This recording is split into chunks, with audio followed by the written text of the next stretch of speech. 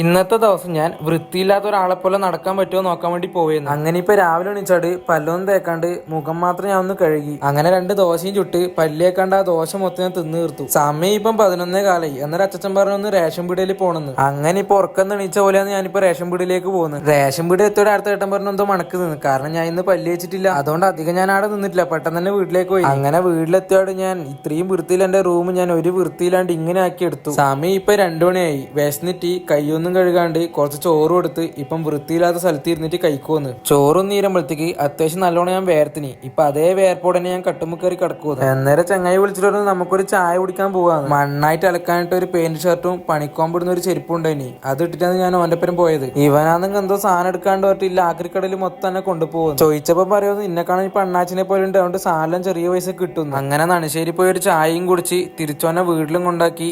ഞാൻ വീട്ടിലെത്തിയോട് പിന്നെ കുളിക്കാൻ നിന്നിട്ടൊന്നുമില്ല. ഞാൻ പിന്നെ അങ്ങനെ തന്നെ കിടന്നുറങ്ങി. അപ്പൊ നല്ലൊരു വീഡിയോ ആയിട്ട് ഇനി ഞാൻ വരാം. അപ്പൊ ശരി.